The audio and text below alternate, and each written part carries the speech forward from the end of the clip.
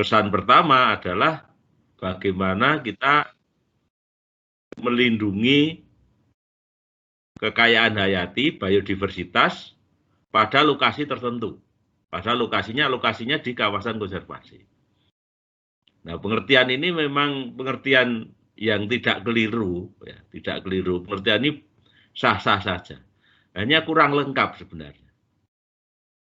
Apalagi kalau nanti kita kaitkan dengan SDG, bagaimana kalau kita hanya melestarikan biodiversity, melestarikan satwa liar terkait dengan development goal yang sudah disetting itu kaitannya bagaimana? Itu tentu perlu kita tahu lebih dahulu, ya sebenarnya konservasi itu dulu bagaimana asal mulanya. Nah, tentu saya tidak akan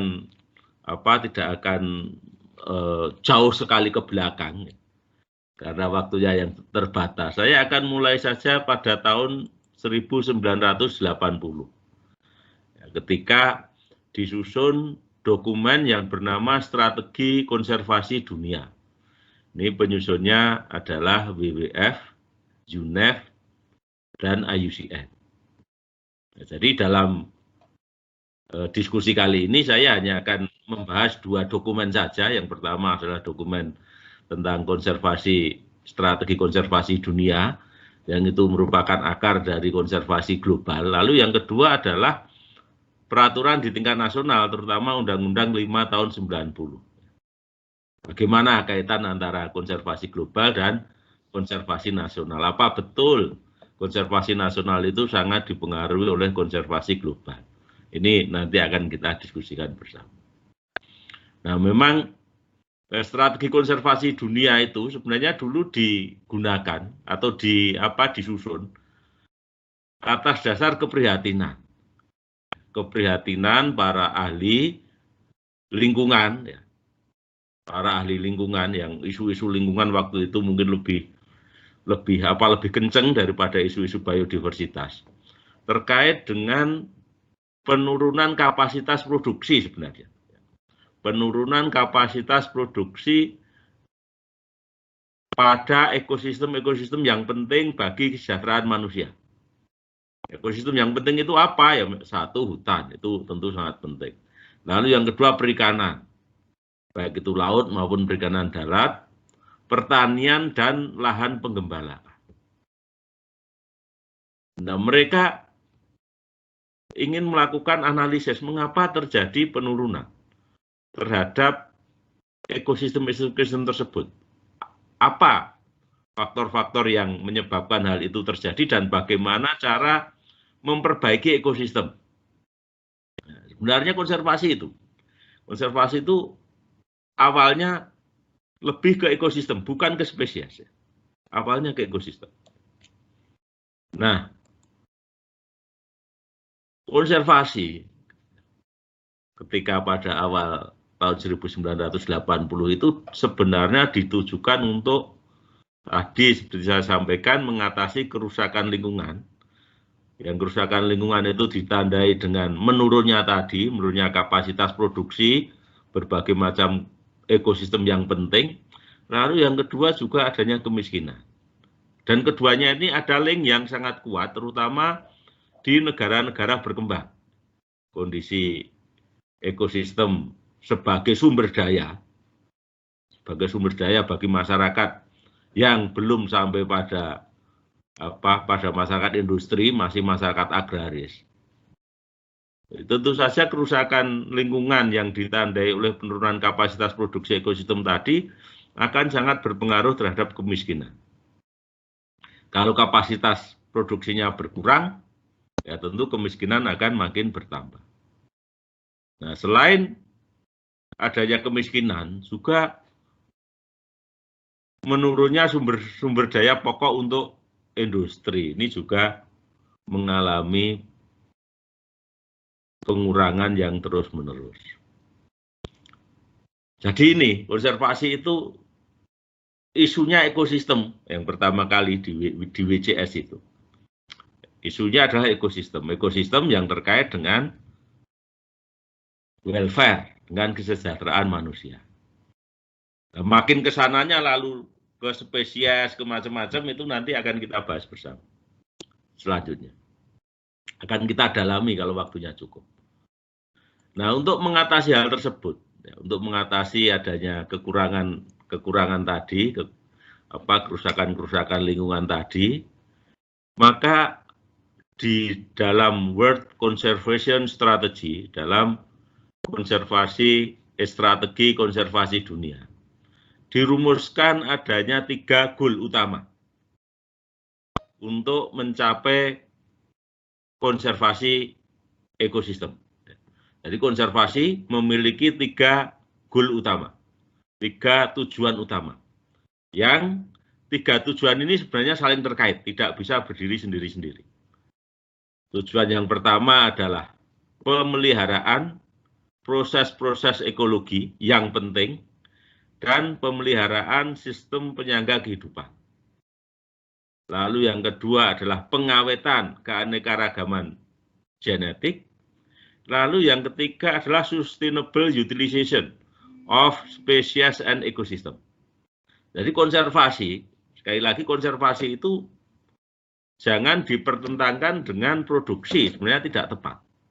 Juga jangan dipertentangkan dengan pemanfaatan. Karena di dalam konservasi itu ada unsur goal yang penting, yaitu pemanfaatan. Tentu saja pemanfaatan yang sustainable, pemanfaatan yang berkelanjutan, yang ditujukan baik kepada spesies, pemanfaatan spesies, maupun pemanfaatan ekosistem yang kita kelola. Dan ini nanti 3 goal ini nanti akan kita lihat bagaimana pengaruhnya terhadap Undang-Undang 590. Nah, persyaratan pencapaian tujuan tadi saya ulangi lagi bahwa ada 3 tujuan itu. Ada 3 tujuan itu, dan yang paling harus dicapai pertama kali adalah tujuan yang pertama. Prof. Sat, mohon maaf untuk PPT-nya dapatkah di full screen di current slide? Oke ya, boleh. Sudah? Oke, ngapunten nggih, Prof. Oke, ya lupa saya tidak. Nggih, sampun. Ya, jadi dari 3 tujuan tersebut, yang tujuan pertama itu menjadi prerequisite, jadi menjadi persyaratan.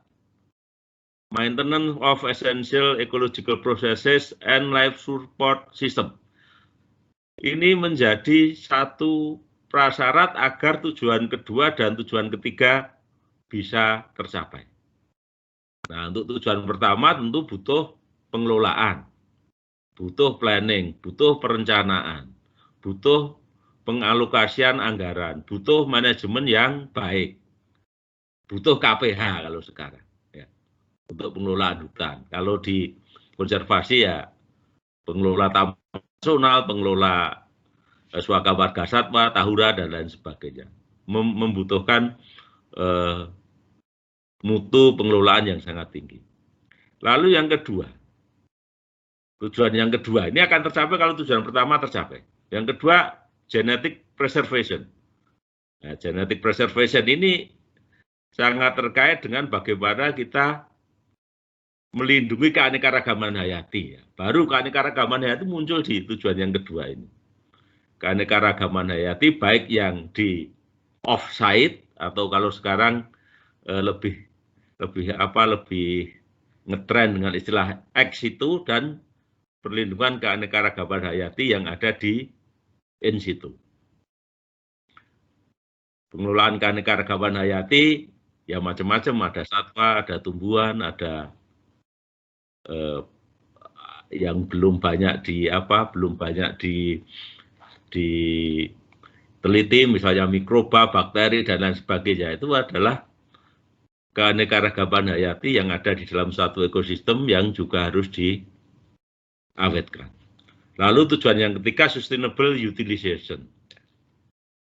Membutuhkan pengetahuan tentang kapasitas produksi dari resources yang kita kelola, dan ada rambu-rambu agar pemanfaatan yang kita lakukan tidak melebihi dari kapasitas ekosistem yang ada.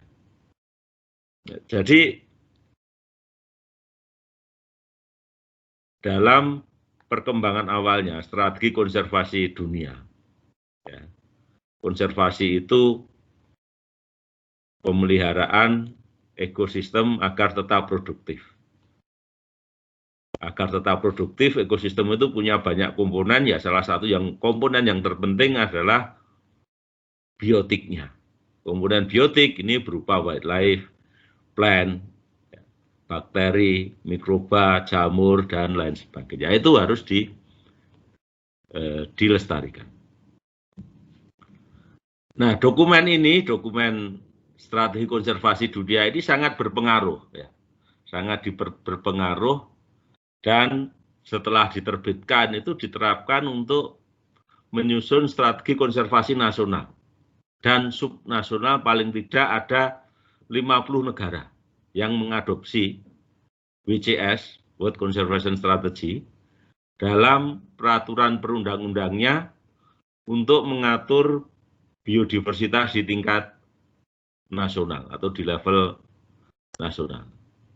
Nah, Indonesia ini juga mengacu itu, mengadopsi strategi tadi, yang salah satunya adalah dalam perumusan prinsip dan tujuan konservasi sumber daya alam hayati dan ekosistemnya dalam Undang-Undang 5 tahun 90 yang dikenal dengan prinsip 3P. Nah, prinsip 3P ini, jadi kalau dilihat sebenarnya garis atau benang merah tadi yang disampaikan Mbak Laras di awal, ini benang merah untuk global dan nasional saja, itu jelas sekali kalau Undang-Undang 590 ini sangat mengacu pada World Conservation Strategy yang memiliki 3 goal, dan 3 goal ini diterjemahkan di dalam Undang-Undang 590 menjadi 3P, perlindungan sistem penyangga kehidupan, pengawetan keanekaragaman jenis tumbuhan dan satwa beserta ekosistemnya, dan pemanfaatan secara lestari sumber daya alam hayati dan ekosistemnya. Nah, strategi tadi sebenarnya juga sudah banyak memicu kritik karena salah satunya adalah sangat berbasis pada pengetahuan alam, natural science. Kalau Anda lihat yang ditekankan di situ misalnya ecological processes, lalu genetic diversity misalnya, lalu utilization-nya itu juga terkait dengan kapasitas produksi dari ekosistem dan lain sebagainya. Sangat-sangat bersifat natural science. Nah, kritik terhadap strategi konservasi dunia ini adalah kurang menekankan antara sistem produksi yang ada di alam dengan dinamika kehidupan sosial manusia. Sehingga perlu ada penekanan lebih lanjut aspek-aspek sosial di dalam pemanfaatan keanekaragaman hayati. Dan kritik yang selanjutnya adalah pada ini untuk skop yang lebih luas lagi, untuk kehidupan manusia yang lebih baik, ya, untuk kehidupan manusia yang lebih baik tentu tidak cukup kalau kita hanya ngomong tentang maintaining essential ecological processes, lalu maintaining life support system, preservation of genetic diversity, atau sustainable use of species and ecosystem ketika waktu itu dunia berada pada masa perang dingin. Mungkin Anda yang lahir belakangan itu tidak tahu apa itu perang dingin atau tidak merasakan. Ada masalah-masalah yang lain yang terkait dengan keuangan, ada pandemi, AIDS, dan lain sebagainya yang itu sangat mempengaruhi kehidupan manusia pada level yang paling bawah. Sehingga ada pesan mestinya strategi konservasi dunia itu lebih memasukkan juga elemen manusia di dalam strateginya. Nah, untuk itu ada jawaban, ada dokumen jawaban terhadap kritik tadi, dan kritik tadi diterima dengan baik oleh penyusun strategi konservasi dunia. Ada reorientasi yang penting. Ada reorientasi atas konsep sustainable living dan sustainable human societies. Jadi ada perpaduan sebenarnya antara prinsip-prinsip keberlanjutan yang terkait dengan prinsip ekologi dan keberlanjutan yang terkait dengan prinsip-prinsip sosial. Itu ada di dokumen yang namanya Caring for the Earth. Dan ini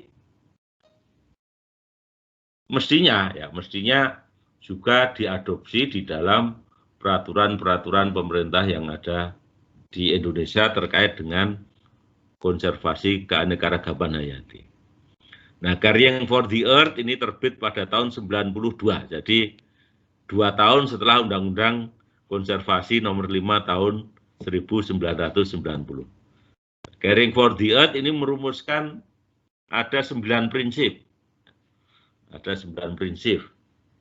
Respect and care for the community of life ya, tetap menjadi prinsip yang pertama, bahwa hormat dan pemeliharaan terhadap komunitas yang hidup itu menjadi prinsip yang utama, dan dilanjutkan dengan prinsip-prinsip yang lain sampai prinsip yang ke-9 adalah perlunya aliansi global.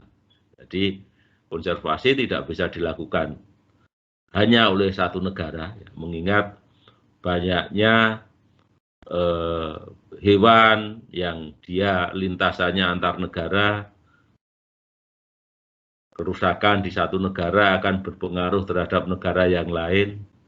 Hilangnya biodiversitas tidak hanya berpengaruh terhadap masyarakat lokal, tapi juga terhadap masyarakat global.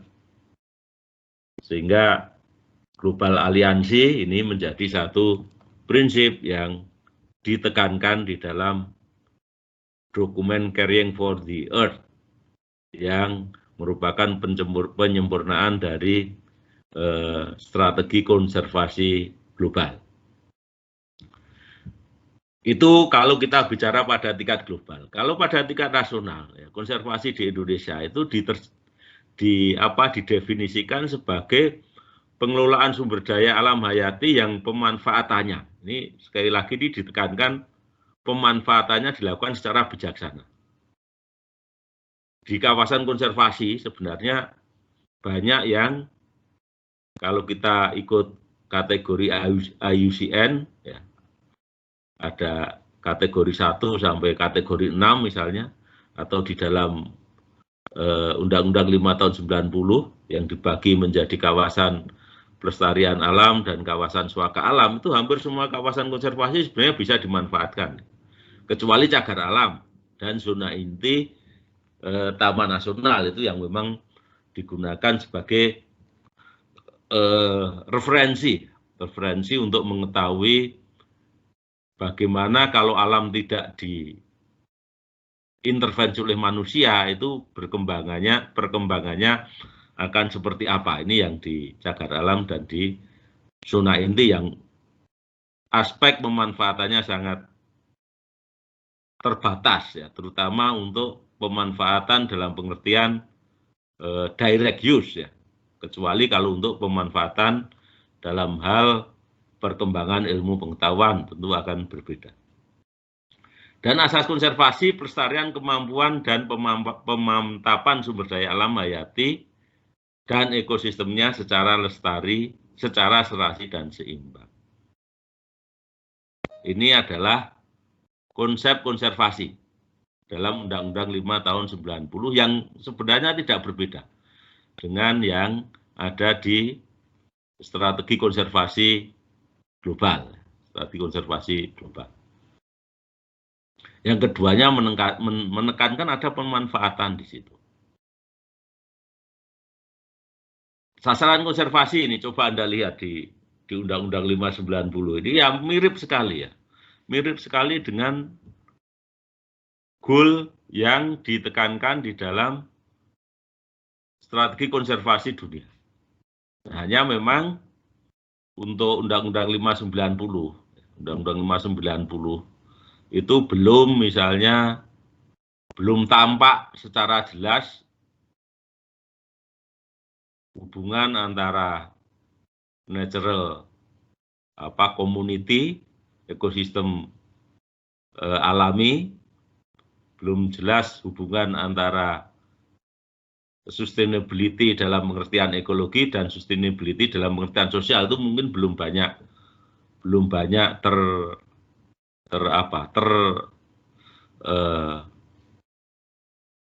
tercermin dalam Undang-Undang 590. Nah, di sini ada sasaran konservasi sama dengan tadi yang saya sampaikan di awal. Lebih menunjukkan lagi bagaimana Undang-Undang 590 itu sangat dipengaruhi oleh strategi konservasi global. Nah, sebenarnya kalau kita berdasarkan asas pengertian dan juga sasaran, baik itu dalam World Conservation Strategy maupun dalam Undang-Undang 590. Maka konservasi itu sebenarnya harus dilakukan di semua ekosistem. Tidak terbatas di kawasan hutan, apalagi hanya di kawasan konservasi.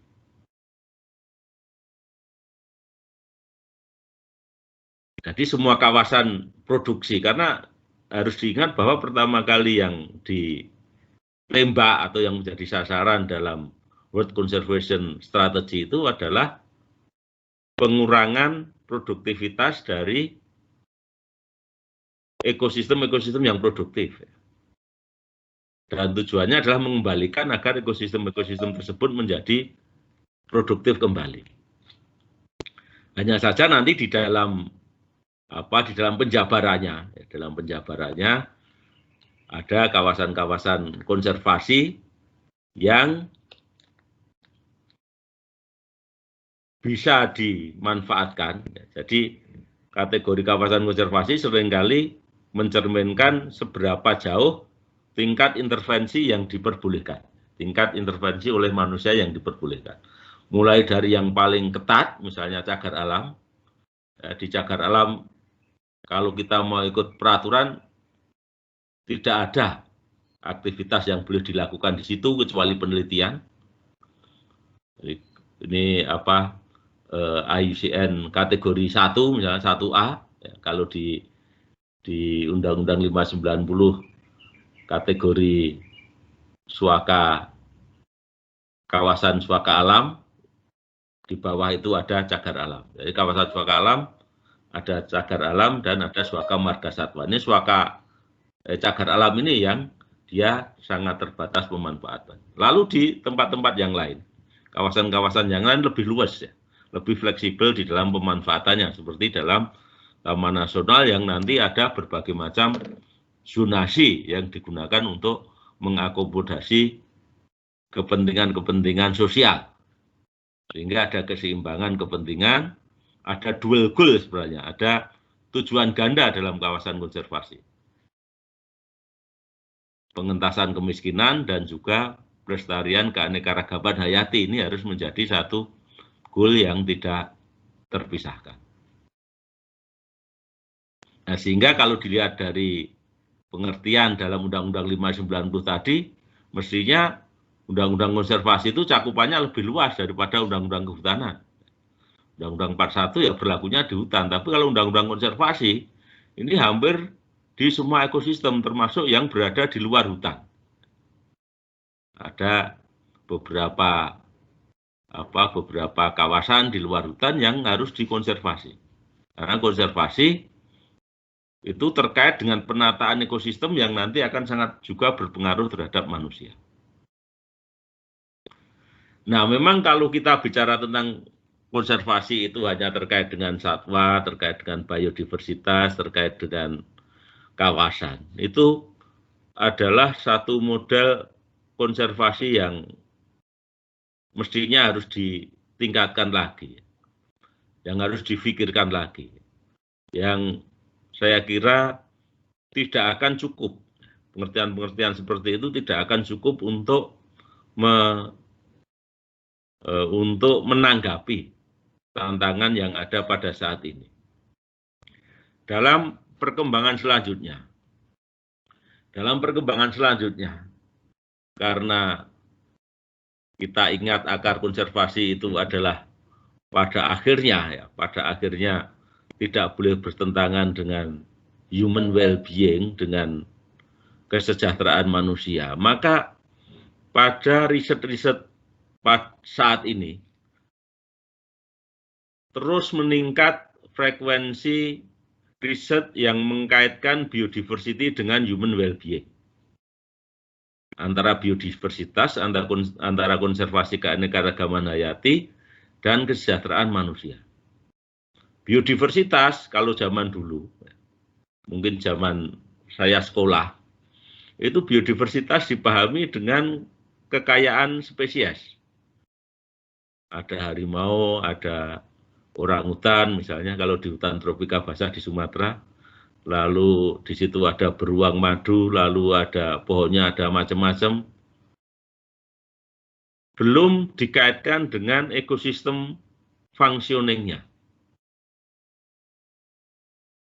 Dulu namanya taxonomic biodiversity. Kita mempelajari macam-macam tumbuhan, macam-macam hewan, lalu kita buat list, oh ada sekian jenis hewan, ada sekian jenis tumbuhan, kita termasuk negara yang memiliki kekayaan paling besar, negara mega biodiversity misalnya.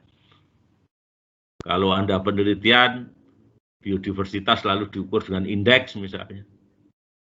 Nah, untuk tren saat ini biodiversitas selalu terkait dengan fungsi ekosistem. Kalau dulu taxonomic biodiversity, sekarang fungsional biodiversity. Karena kalau kita hanya berkutat pada taxonomic biodiversity, link untuk kesejahteraan manusia itu sangat lemah. Tapi kalau kita bisa merumuskan biodiversity fungsinya dalam ekosistem apa, maka akan sangat membantu dalam merumuskan bagaimana peran biodiversity terhadap kesejahteraan manusia.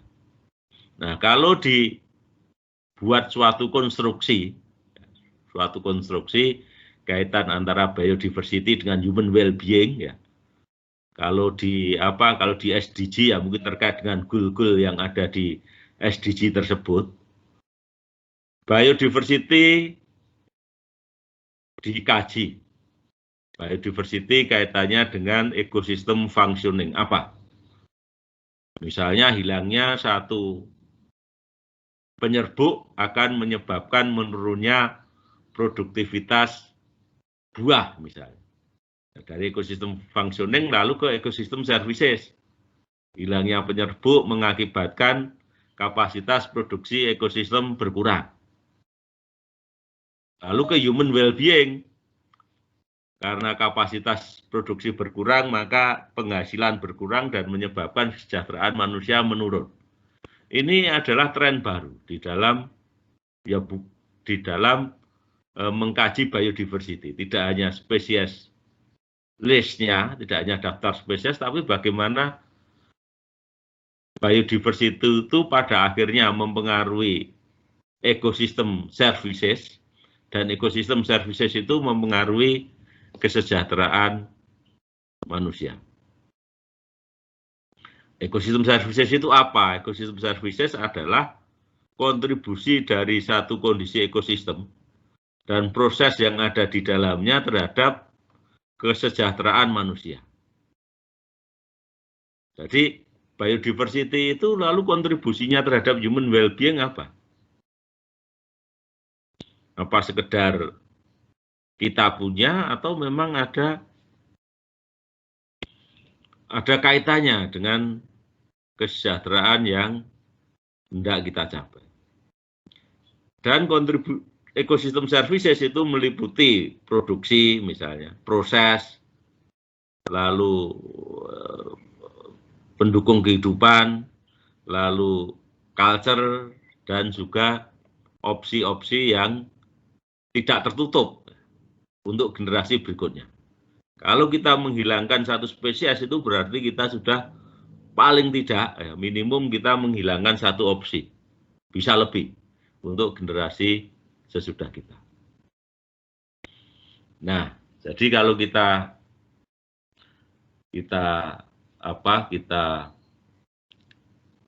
jadikan satu alur pemikiran gitu antara biodiversity, ecosystem services, dan constituent of well-being, itu bisa kita lihat seperti gambar yang saya sampaikan di sini. Biodiversitas itu mulai dari gen, ada populasi, ada spesies, ada komunitas, dan ada ekosistem. Ekosistem services itu ada 4 supporting services. Supporting services ini merupakan dasar bagi services yang lain. Supporting services itu misalnya pembentukan tanah, misalnya siklus hara, misalnya. Lalu provisioning services itu terkait dengan produksi yang dihasilkan oleh satu ekosistem, misalnya kayu, misalnya air, dan lain sebagainya. Lalu regulating services itu terkait dengan kemampuan ekosistem untuk mengatur proses ekologi yang penting. Tidak hanya proses ekologi, tapi juga siklus yang lain. Yang sedang ngetren sekarang adalah banjir misalnya, banjir di Kalsel. Masih ada perdebatan, ini apakah karena ekosistemnya yang rusak atau karena curah hujan yang berlebihan. Ada perdebatan di situ ya, ramai sekarang. Nah, tentu kita tidak akan diskusi itu untuk kesempatan kali ini. Lalu ada cultural services yang terkait dengan kebudayaan. Jadi biodiversitas itu sangat terkait dengan perkembangan budaya di satu daerah. Seringkali kebudayaan itu tercermin dari atau cerminan dari biodiversitas yang ada di tempat di mana manusia hidup. Nah, dari ekosistem services ini konstituen well-being apa yang didukung? Ada security, ada keamanan misalnya. Yang regulating services itu sangat terkait dengan keamanan manusia. Nah, kalau banjir seperti yang di Kalsel misalnya, membahayakan baik itu harta, benda, jiwa bahkan. Lalu ada material for good life, ini yang provisioning services, ada kesehatan, good social relation, dan juga freedom and choice. Ini adalah constituent of well-being yang dipengaruhi oleh biodiversitas. Dan ini yang saya kira harus selalu digaungkan, selalu dicari landasan saintifiknya oleh para pecinta lingkungan, para konservasionis, baik itu ahli-ahli bidang ilmu alam maupun ahli-ahli di bidang ilmu sosialnya. Bagaimana kita memiliki justifikasi yang sangat kuat untuk melestarikan biodiversitas. Bukan semata-mata untuk biodiversitas itu sendiri, tetapi sebenarnya juga sangat terkait dengan kepentingan manusia. Nah, oleh sebab itu seringkali tidak relevan kalau ada pertanyaan mana sebenarnya yang lebih dipentingkan, orang hutan atau manusia. Itu suatu pertanyaan yang keliru di dalam merumuskannya. Nah, kalau pertanyaannya keliru ya tentu tidak usah dijawab. Nah, pertanyaannya saja keliru. Kita menjawab pertanyaan keliru ya tentu akan malah semakin keliru lagi dalam kita menjawab. Ini supporting services, provisioning services yang tadi saya sampaikan. Nah, ini kalau mau di breakdown lagi, ada direct use, indirect use value, existent value, altruistic value, bequest value, option value, dan lain sebagainya.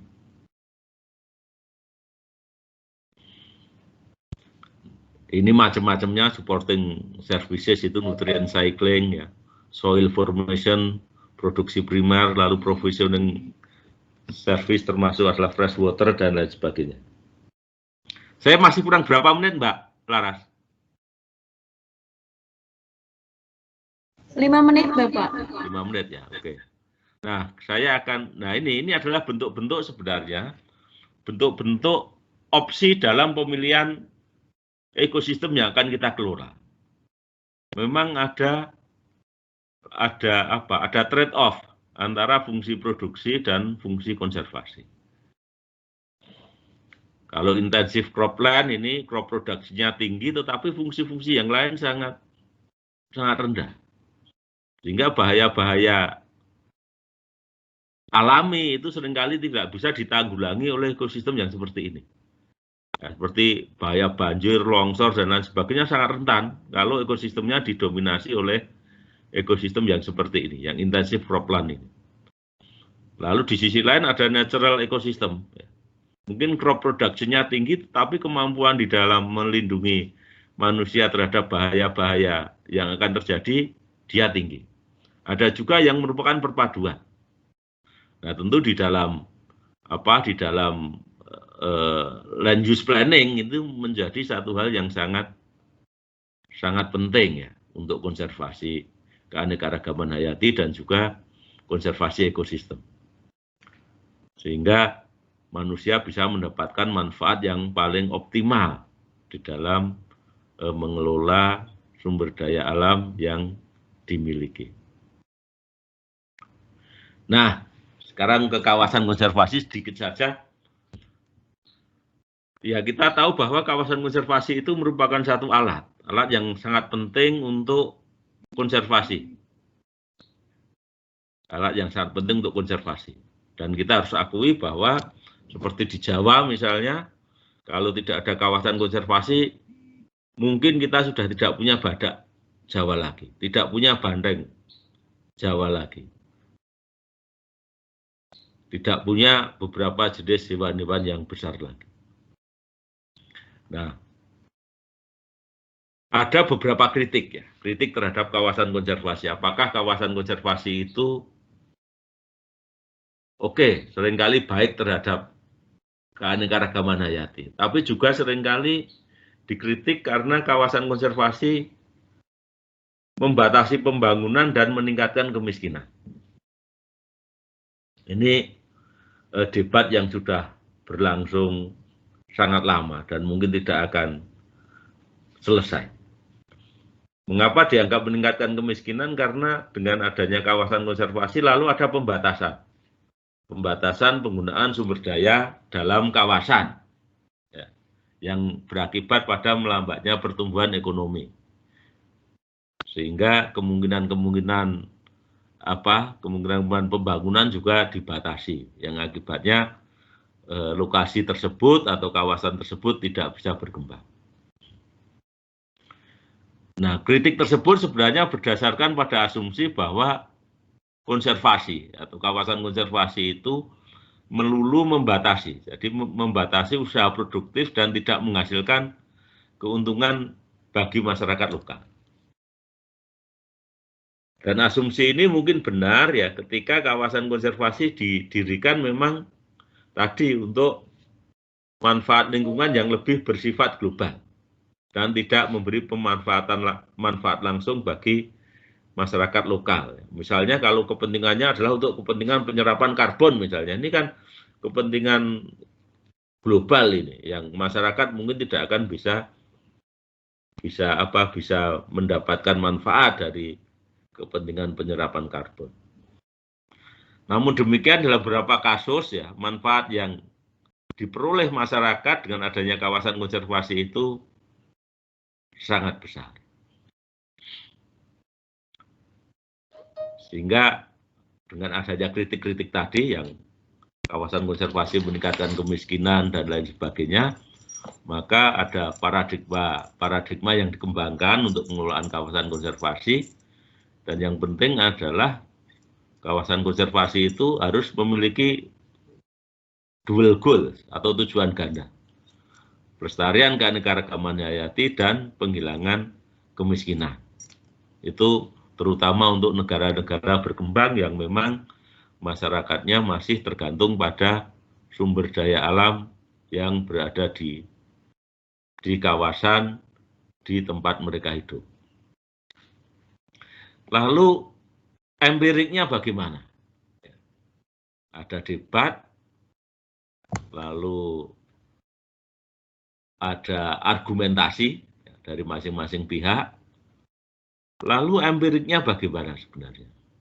Bukti-bukti yang ada di lapangan bagaimana? Apakah benar kawasan konservasi itu memiliki dampak negatif? Atau malah sebaliknya, memiliki dampak positif? Ada banyak paper yang bisa diacu, bisa digunakan sebagai alat untuk memperkaya pemahaman kita, baik yang pro maupun yang kontra. Ya. Kalau baca ya dari dua sisi gitu ya, yang pro maupun yang kontra.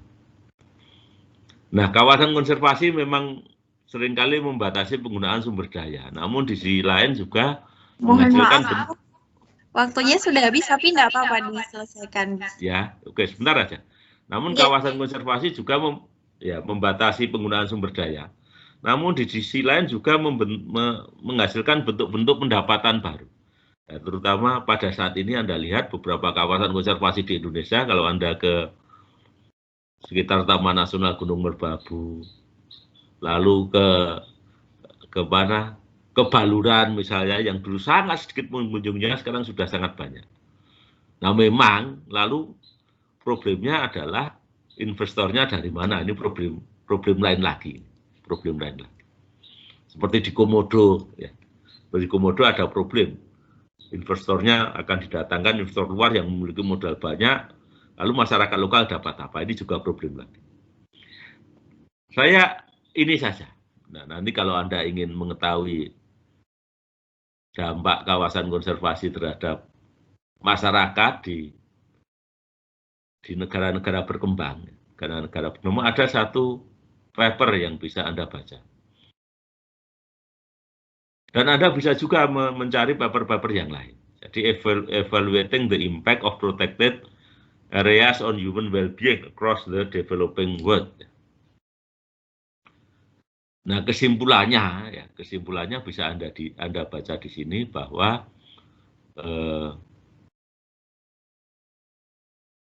kesimpulannya yang di bawah ini ya, we found no evidence of negative protected area impact and consistent statistical evidence to suggest protected area can positively affect human well-being. Jadi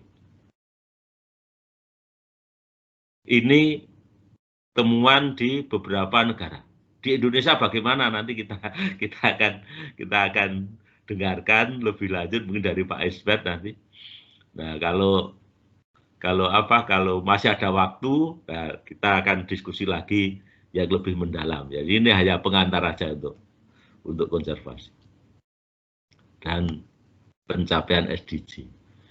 Saya kira demikian Mbak Laras ya, yang bisa saya sampaikan. Nanti silahkan PowerPoint saya di-share juga tidak masalah ya. Di situ mungkin ada beberapa yang belum sempat saya jelaskan, bisa dibaca.